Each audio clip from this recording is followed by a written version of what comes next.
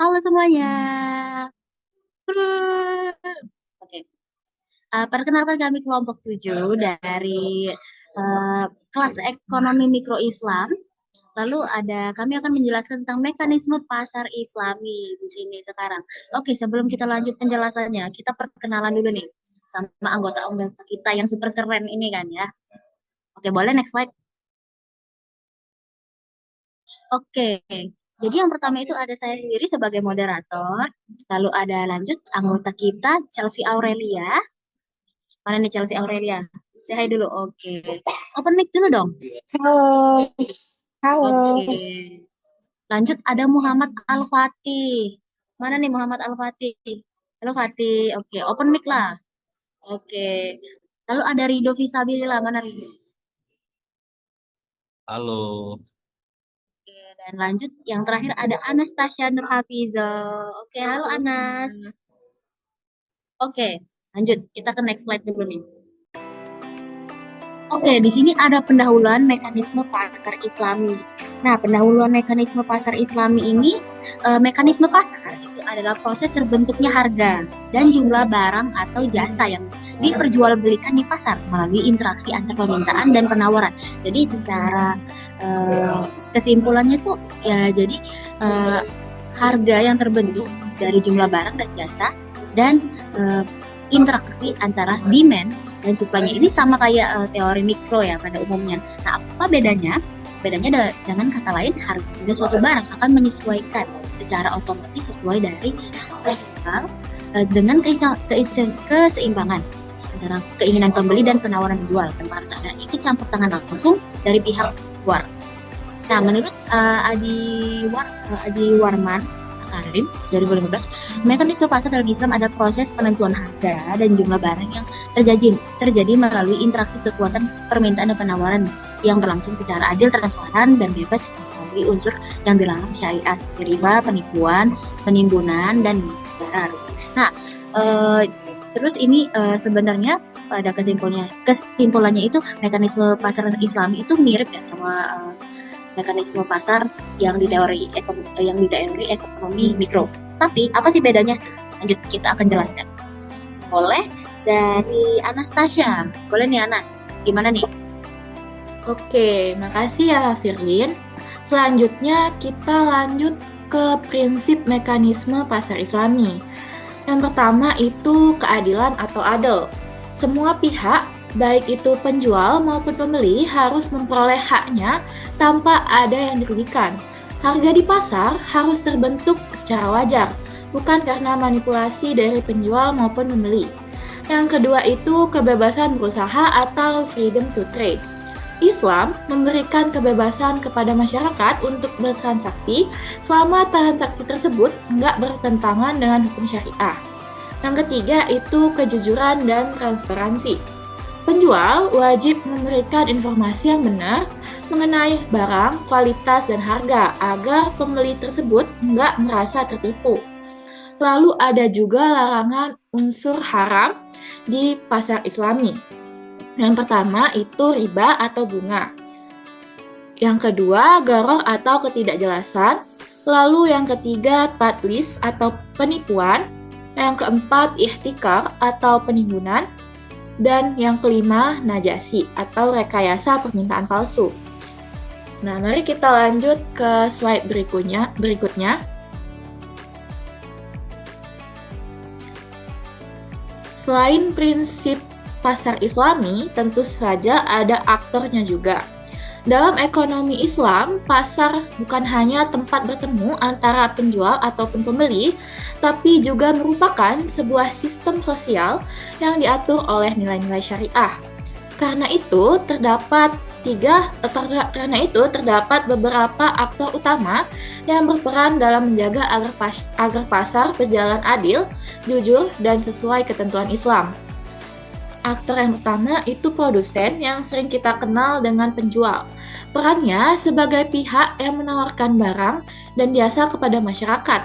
Mereka wajib menjual barang sesuai kualitas sebenarnya. Mereka nggak boleh tuh ngelakuin penipuan atau tadlis ataupun penimbunan atau ihtikar. serta mereka juga harus menetapkan harga secara adil dan wajar. Rasulullah Shallallahu Alaihi Wasallam pernah bersabda, "Barang siapa menipu, maka ia bukan termasuk golonganku." Hadis riwayat Muslim. Lalu yang kedua, konsumen ataupun pembeli merupakan pihak yang memiliki permintaan terhadap barang atau jasa. Dalam Islam, konsumen harus berperilaku jujur dan etis. Mereka perlu membayar barang tersebut dengan benar, nggak terlibat dalam praktik najasi atau penawaran palsu, serta mereka juga nggak boleh menawar secara berlebihan yang perilaku tersebut dapat merugikan penjual. Selanjutnya, pemerintah atau pengawas pasar, disebut juga Hizbah. Fungsinya sebagai lembaga yang memastikan kegiatan jual beli berjalan sesuai prinsip syariah. Pemerintah di sini mengawasi agar transaksi bebas dari kecurangan, penimbunan, dan monopoli. Lalu mereka juga berfungsi sebagai penjaga kestabilan harga. Bahkan pada masa Rasulullah SAW, beliau menunjuk Muhtasib sebagai pengawas pasar di Madinah. Lalu yang terakhir, masyarakat. Perannya sebagai pengendali moral dan sosial dalam pasar dengan menegakkan kejujuran, amanah, dan menghindari praktik curang. Mereka menjadi bagian dari sistem yang menjaga keseimbangan dan keadilan ekonomi sesuai nilai-nilai Islam. Keempat aktor tersebut memiliki perannya masing-masing yang kemudian menjaga sistem di pasar Islami berjalan dengan baik. Selanjutnya saya serahkan kembali kepada moderator kita, Firlin.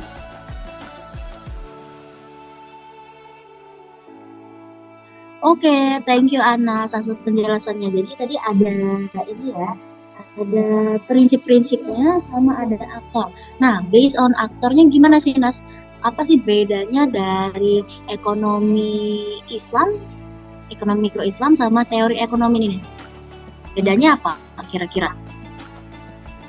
Oke, Firlin. Jadi bedanya itu kalau di pasar Islami mereka lebih mementingkan nilai-nilai moral kayak nilai Islam syariah. Mereka juga ada yang namanya pemerintah atau pengawas pasar. Mereka tuh harus menjaga kestabilan harga. Kalau misalkan di ekonomi konvensional itu kan ada HET. Nah, di sini mereka juga kalau di pasar Islam mereka juga harus memastikan selain dari stabilnya harga, mereka juga mastiin nggak ada kecurangan, ada penimbunan maupun monopoli. Kalau di ekonomi konvensional kan nggak ada ya yang kayak gitu. Nah, di sini juga masyarakatnya itu harus menjaga kejujuran, amanah, dan hindarin praktik curang untuk menjaga keadilan ekonomi sesuai nilai-nilai Islam tadi. Oke, Firlin, itu menurut aku itu sih yang bedain ya. Oke, jadi secara aktornya sendiri itu sebenarnya sama, cuma memang mereka tuh punya prinsip yang beda ya daripada mikro konvensional ya. Betul banget. Jadi ada beda cuma di nilai-nilai syariah tadi.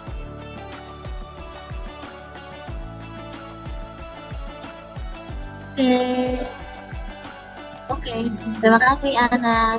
Kita langsung aja ya ke penjelasan berikutnya nih. Ada etika perdagangan Islam. Boleh next slide. Etika perdagangan Islam. Oke, nah gimana sih etika perdagangan Islam? Aku baru dengar sih. Coba boleh dijelaskan oleh teman kita,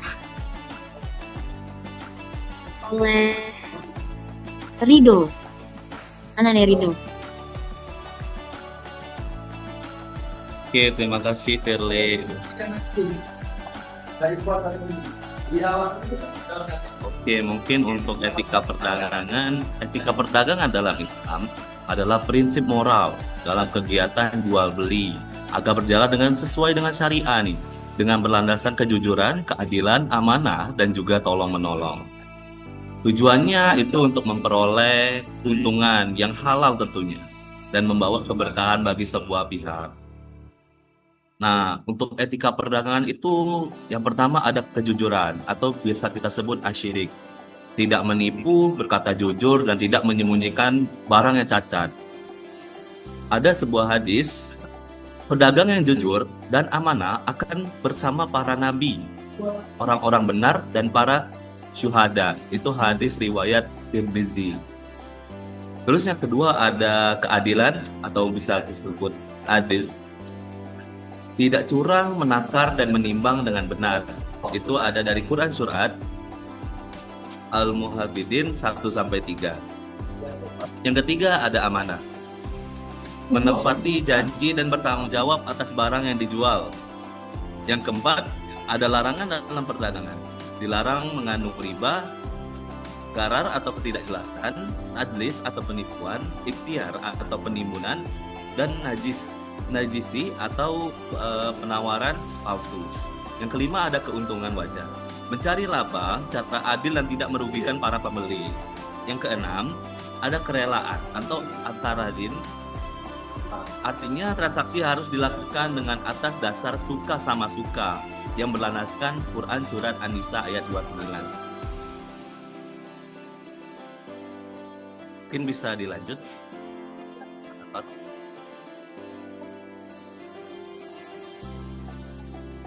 Nah, ada juga tujuan dari mekanisme pasar Islami. Yang pertama itu mewujudkan keadilan ekonomi. Harga terbentuk secara adil tanpa manipulasi dan penindasan. Yang kedua, menjaga keseimbangan individu dan sosial. Aktivitas pasar memberi manfaat bagi pribadi maupun masyarakat luas. Yang ketiga, ada menegakkan nilai moral dan etika syariah. Berdasarkan kejujuran, amanah, serta larangan terhadap riba dan penipuan. Yang keempat, menjamin keuntungan yang halal. Keuntungan diperoleh dari transaksi sah tanpa merugikan pihak lainnya. Yang kelima, mewujudkan kemaslahatan umat. Pasar menjadi sarana pemerataan rezeki dan kesejahteraan masyarakat. Yang keenam, ada mencegah monopoli dan ketidakadilan. Ini sempat disinggung juga oleh Anas sebelumnya. Pemerintah atau Hisbah mengawasi agar pasar tetap sehat, adil, dan transparan. Mungkin segitu saja pemaparan dari saya. Saya kembalikan ke moderator kita, yaitu Firlin. Boleh Firlin untuk diambil kembali. Oke, nah jadi dari penjelasannya tadi tuh sebenarnya kita tuh memang di mekanisme pasar tuh emang ada dari prinsip-prinsip Islamnya ya kan. Nah jadi gimana nih menurut kamu sendiri Duk tentang mekanisme pasarnya? Jadi kalau memang ada perusahaan yang mau mengambil keuntungan tuh gimana jadinya? Apakah harus apakah harus sekecil mungkin atau harus memang yang bisa mengembalikan modal atau gimana tuh?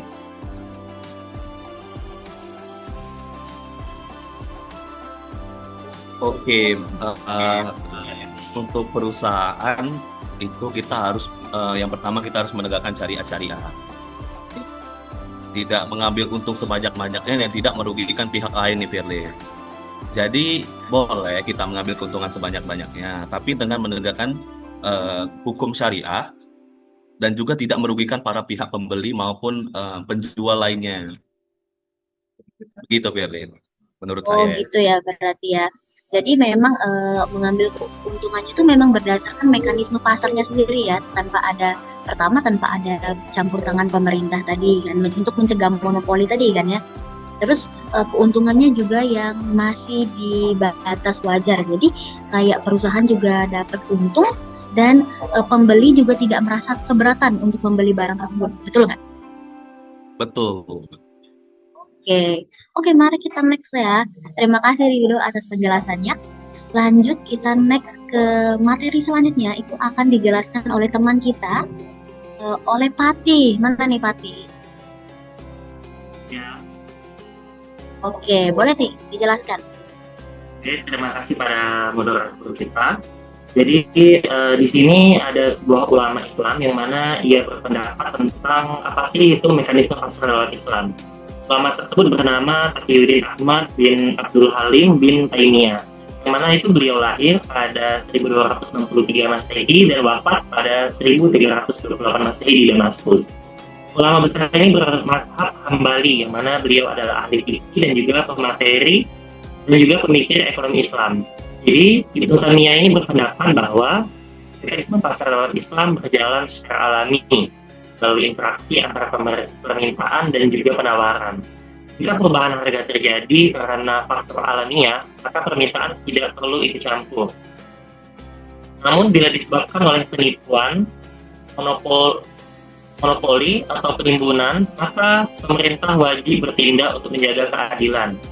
Ia menolak segala bentuk praktik curang dan menekankan bahwa kegiatan ekonomi harus berlandaskan keadilan, kejujuran, dan juga amanah.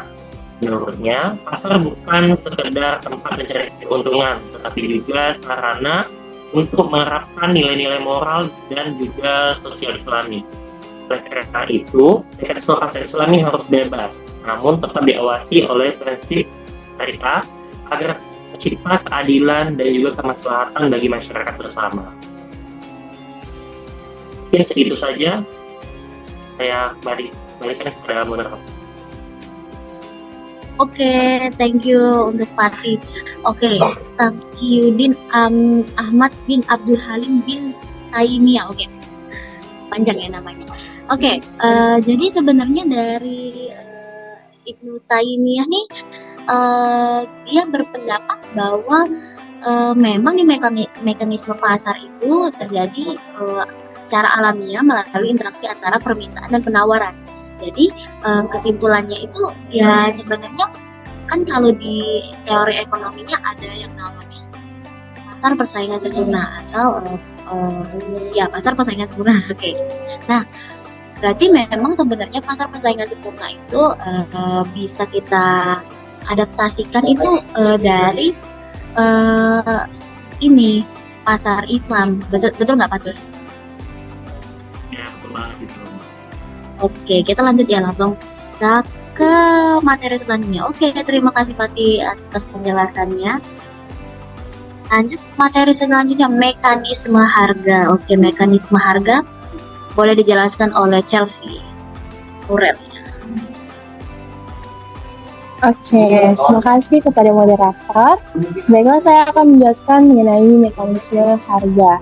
Nah, mekanisme harga itu adalah proses terbentuknya harga barang dan jasa melalui interaksi antara permintaan, demand, dan penawaran atau supply.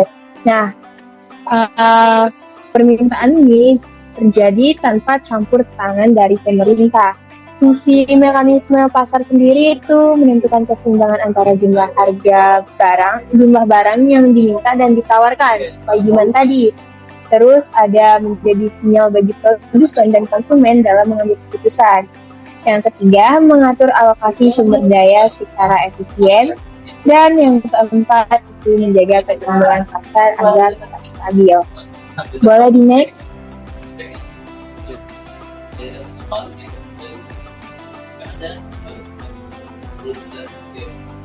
Nah, selanjutnya itu ada intervensi pasar dalam Islam.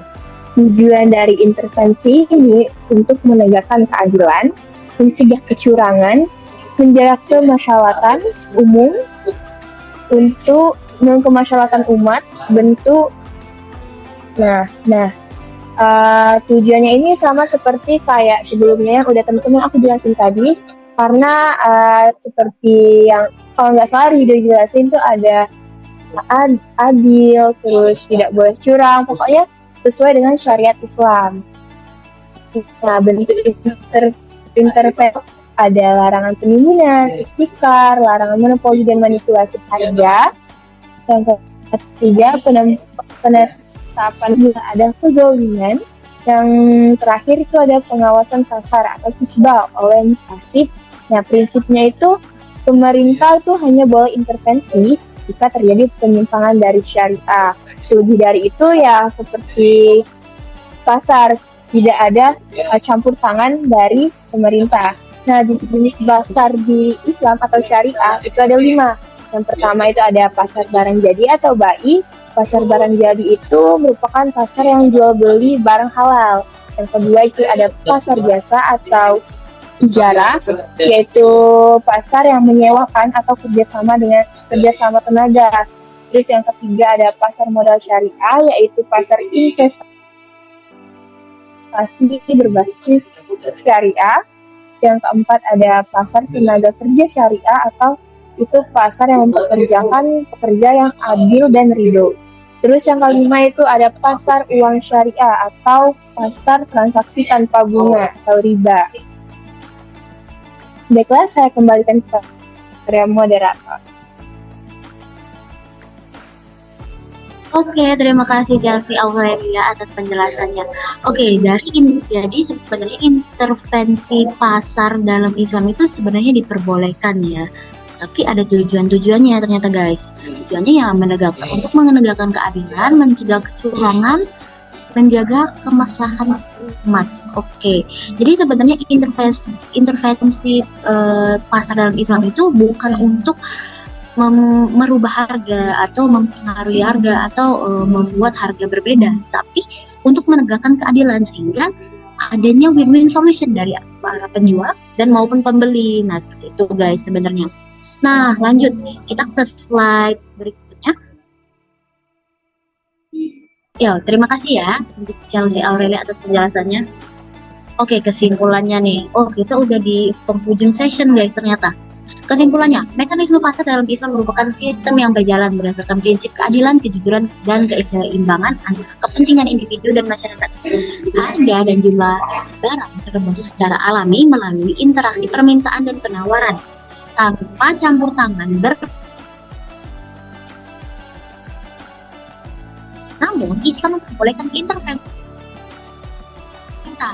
isbah jika terjadi penyimpangan seperti penipuan, monopoli, atau penimbunan barang guna menjaga keadilan dan kemaslahatan. Dalam pasar Islami, setiap perilaku ekonomi, baik produsen, konsumen, pemerintah, dan masyarakat memiliki tanggung jawab moral dan spiritual untuk menjalankan aktivitas ekonomi sesuai dengan syariat Islam. Tujuan akhirnya bukan hanya untuk keuntungan materi, tetapi juga mewujudkan kesejahteraan, keberkatan, dan keadilan sosial. Dengan demikian, mekanisme pasar Islami tidak hanya menekankan efisiensi ekonomi, tetapi juga nilai-nilai moral, etika, dan spiritualitas dalam keseluruhan kegiatan perdagangan. Nah, berarti udah kejawab ya guys, bedanya di pasar konvensional dan pasar Islami. Jadi pasar Islami itu ada prinsipnya itu berdasarkan keadilan, kejujuran, dan keseimbangan. Tadi sudah dijelaskan oleh Anastasia ya. Lalu ternyata intervensi di dalam diperbolehkan, namun tidak harus berlebihan. Nah, kapan sih intervensi itu diperbolehkan? Ketika terjadi penyimpangan seperti penipuan, monopoli, penimbunan barang, dan gunanya itu untuk menjaga keadilan dan kemakmuran umum. Oke. Apa sih hal terakhir yang akan kita dapatkan? Hal terakhirnya yang kita dapatkan itu untuk mewujudkan kesejahteraan, keberkatan, dan keadilan sosial. Nah, dari situ tadi aku sebagai moderator mau tanya-tanya nih sama narasumber sama pemateri kita. Siap nggak guys ditanya-tanya?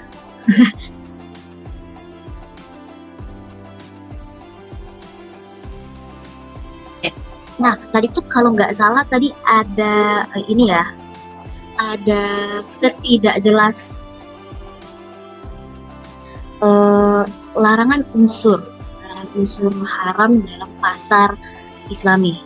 Ketidakjelasan. Apa sih guys maksudnya ketidakjelasan itu? Boleh nggak di breakdown lagi? Gimana tuh? Apa sih maksudnya ketidakjelasan tuh? Boleh deh, siapa yang mau ngejelasin? Oke, boleh nih, Anastasia. Apa sih maksudnya ketidakjelasan? Goror atau ketidakjelasan itu, contohnya kayak kita beli barang lewat online, tapi kita nggak tahu nih, kayak ukuran, kualitas, atau kondisi barang tersebut gimana. Nah, ternyata pas nyampe barangnya di rumah, kondisi barangnya itu beda sama yang kita ekspektasiin. Jadi kita itu nggak tahu kondisi barangnya gimana. Maka dari itu penjual nggak diperbolehin untuk ngelakuin itu. Makanya penjual harus memberikan informasi yang benar mengenai barang, kualitas, maupun harga, agar nggak terjadi goror atau ketidakjelasan.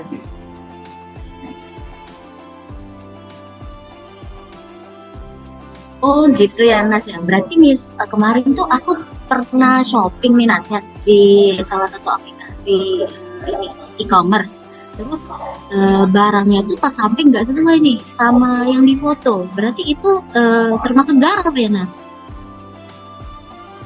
Betul banget Firlin. Jadi itu termasuk goror karena kita nggak tahu kondisi barangnya itu gimana. Ternyata pas nyampe rumah beda sama yang kita ekspektasiin, ya itu termasuk goror atau ketidakjelasan tadi. Oh gitu. Nah buat teman-teman sekalian, kalian ada nggak sih contoh lain dari si garar ini? Boleh deh, Rido nih, ada nggak Rido contohnya dong? Gitu tiba-tiba, atau Rido yang berjualan ternyata dia melakukan garar ini. Kita nggak tahu ya. Oke, Rido belum ngomong.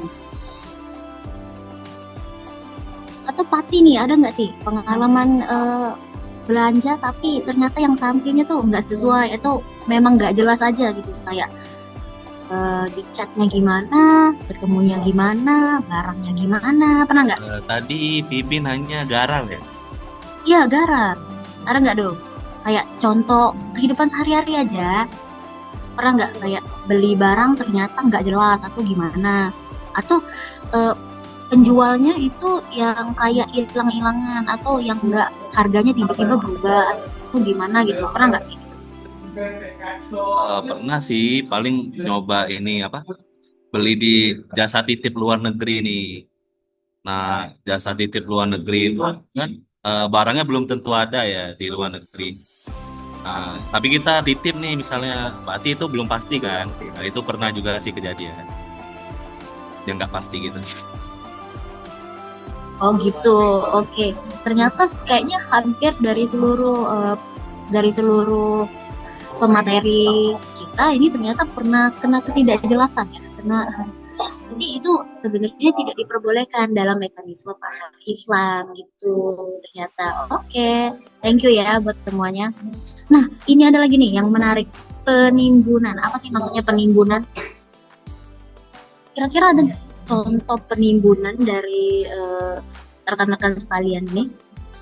Tapi kita belum tahu nih penjelasannya apa. Boleh dong Anas dijelasin ulang gimana sih? Apa sih penimbunan tuh? Oke, Firlin. Jadi penimbunan ini sama kayak ini ya, kayak ihtikar sama aja. Jadi penimbunan ini tujuannya untuk membuat barang tersebut langka dengan cara menimbunnya. Terserah atau barang itu berupa barang pokok kayak beras, atau minyak goreng, atau masker kayak di zaman COVID-19 dulu. Nah, tujuannya itu untuk membuat barang tersebut jadi langka, lalu menjualnya dengan harga lebih mahal dari harga wajar. Yang pasti itu nggak boleh ya guys, karena itu kita ngambil keuntungan besar dari hasil timbunan tadi. Oke, untuk contohnya sendiri bisa ya dari zaman COVID-19 dulu ada yang nimbun masker untuk dijual dengan harga satu kotak itu mahal, kayak misalkan 30.000, 40.000 satu kotak. Terus kemarin tahun-tahun kemarin juga ada contoh misalnya minyak goreng ditimbun. Jadi harganya itu tambah mahal karena barangnya langka. Nah, itu sih Firlin, kalau dari contoh nyata yang aku ketahui. Oh gitu ya. Oke, buat yang lain ada nggak sih contoh-contoh yang pernah ngerasain jadi kayak penimbunan atau yang pernah nimbun barang? Siapa tahu kan di sini ada yang jualan nimbun barang, kan kita nggak tahu. Kalau aku sendiri kayaknya apa ya? Contohnya kalian tahu nggak sih yang kayak photocard K-pop gitu? Itu dulu pernah, kalau nggak salah dulu tuh yang viral tuh apa ya, Twice ya. Nah Twice tuh kan dulu viral sampai mereka world tour kan. Jadi dia kayak konser di seluruh dunia. Nah banyak foto-foto card itu yang ditimbun sama penjual. Jadi harganya mahal banget. Jadi kayak habis 1 juta untuk satu foto. Itu nggak masuk akal sih. Itu gimana tuh Nas? Jadi kayak itu memang penimbunan kan berarti. Jadi fotonya sebenarnya harganya kalau yang di officialnya itu kayak cuma berapa ya, nggak sampai 300-an, kayak 300 gitu. Nah tapi dibeli habis sama si apa ya, kalau kita nyebutnya supplier ya, apa sih nyebutnya, distributor ya, sama distributor kan di seluruh dunia, terus dijualnya jadi 1 juta. Itu nggak masuk akal. Bener, itu juga termasuk penimbunan. Walaupun mungkin ya dalam hal itu photocard K-pop ya, itu ada target pasarnya tersendiri. Nah, Ya betul. akhir-akhir ini aku tuh pernah baca berita tentang iPhone di China itu iPhone 17, ada reseller yang beli langsung di toko iPhone-nya. Terus mereka beli tuh banyak banget ya, kayak misal entah itu puluhan, atau ratusan. Terus mereka jual lagi ke konsumen dengan harga yang lebih tinggi, misal kayak 500.000 atau bedanya itu sampai 1 juta. Dan ternyata ada loh konsumen yang mau belinya karena mereka nggak mau ngantri panjang. Itu mungkin bisa jadi salah satu contoh ihtikar atau penimbunan juga ya. Oh iya ya. Oh ya itu betul tuh. Berarti mirip ya sama case-nya sama yang foto card tadi ya. Nah kalau dari Chelsea Aurelia sendiri nih, ada nggak contoh? Kalau aku sih mungkin aku lihat contohnya secara langsung ya, kayak mama aku lagi tuh pada saat itu lagi kesusahan buat nyari gas LPG. Tapi ternyata emang gas LPG itu pada saat itu susah banget untuk dicari. Bahkan kalaupun ada yang tadinya harganya mungkin 23 atau 22.000 bisa jadi 28.000 karena ya tadi di warung atau di beberapa kedai itu ada, cuma ya kurang nggak ada karena mungkin penimbunan tadi ya, jadinya harganya dinaikin kayak semakin seperti ekonomi. Nah ekonomi semakin banyak yang semakin mahal harga tersebut. Oh gitu guys. Oke. Nah jadi kita nih sebenarnya udah ada di ujung session diskusi kita. Nah sekarang jadi gimana nih guys pendapat kalian tentang materi mekanisme pasar hari ini? Oke, satu-satu ya. Dari Anastasia dulu, gimana nih? Menurut aku mekanisme pasar Islam ini cukup menarik ya, karena kita lihat pasar itu dari sisi Islamnya. Ternyata ada beberapa yang perlu kita perhatiin ya, kayak prinsipnya tadi itu keadilan, kebebasan berusaha, kejujuran, dan transparansi yang agak beda dari ekonomi konvensional. Ternyata kita harus merhatiin prinsip-prinsip di pasar Islami. Nah, selain itu juga ada larangan-larangannya, kayak larangan riba, larangan gharar, larangan tadlis, ihtikar, najasi, yang perlu jadi bahan perhatian juga, yang harus baik dari penjual maupun dari pembeli itu ketahui agar mereka nggak merasa tertipu. Menurut aku menarik sih lihat dari pasar Islam ini yang sebenarnya sering kita temui setiap hari, tapi masih banyak yang belum kita ketahui.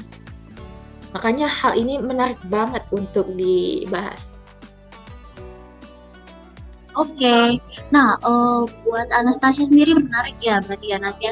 Nah, kalau buat ini Fatih gimana sih? Gimana pendapatnya nih tentang materi hari ini nih?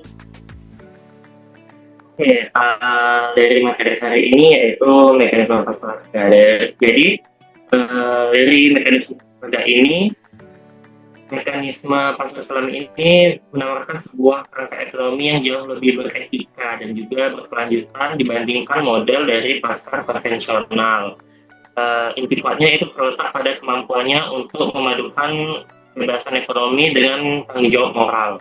Pasar Islami ini mengakui mengakui efisiensi dari pasar bebas yang natural, di mana harga terbentuk dari interaksi supply dan demand, namun ia segera menancapkan batas tegas melalui prinsip syariah di dalamnya.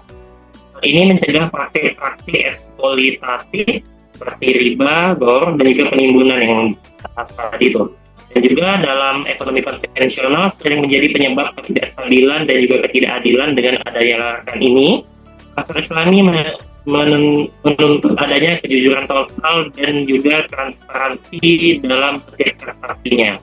Jadi antara pasar dari konven dan juga Islam ini sebenarnya sama saja, tapi mungkin Islam ini lebih ke syariahnya, lebih ada etikanya, moral dan lain sebagainya, yang mana itu merujuk kepada Islami, kayak gitu. Oke, thank you Fatih atas pendapatnya hari ini. Oke, buat Rido sendiri nih gimana tuh? Gimana ya, apa ya? Gimana perasaannya setelah menjelaskan tentang mekanisme pasar Islam? Sorry. Where is Rido? Oke. Oke, ini dia. Oke, Do, gimana nih Do? Pendapatnya Do setelah menjelaskan mekanisme pasar Islam? Ya, menurut saya sih semoga yang nonton video ini bisa lebih memahami tentang mekanisme pasar, terutama di bidang syariah, di bidang keislaman juga. Biar harkat dan martabat dari suatu Islam ini bisa lanjut di kemudian harinya, nggak berhenti sampai di sini saja. Oke, thank you. Nah, buat terakhir nih, buat pemateri kita terakhir ada dari Chelsea Aurelia. Gimana nih, Ci? Baiklah, kalau menurut aku mekanisme pasar ini unik ya, karena beda dari konvensional. Kalau di syariah itu ternyata ada ketentuan-ketentuannya, ada haram dan halalnya. Jadi kita bisa memposisikan mekanisme pasar yang baik itu adalah mekanisme pasar yang halal, gitu guys. Oke, nah sekarang ini terima kasih ya Chelsea Aurelia, buat Rido, Fatih, Anastasia yang sudah menyempatkan waktunya untuk menjelaskan mekanisme pasar Islami ya. Oke, nah sekarang kita karena sudah berada di penghujung sesi, nah berarti kita sekarang pamit-pamit nih dulu. Oke, boleh dong, dadah-dadah dulu. Ini soalnya munculin di YouTube nih guys, dan nanti kita nggak tahu kan, siapa tahu 100 juta yang nonton kan, we never know. Siapa tahu semua orang gitu ini kan mau nonton, mau tahu mekanisme pasar Islam itu gimana sih sebenarnya, kita nggak tahu ya. Oke, nah berarti karena kita udah selesai, saya sebagai moderator mengucapkan terima kasih buat pemateri kita, dan mohon maaf juga jika ada kesalahan kata, silap lidah. Dan oke, dan selamat nonton semuanya, dan see you guys. Dadah dulu dong. Bye. Oke, aku end ya.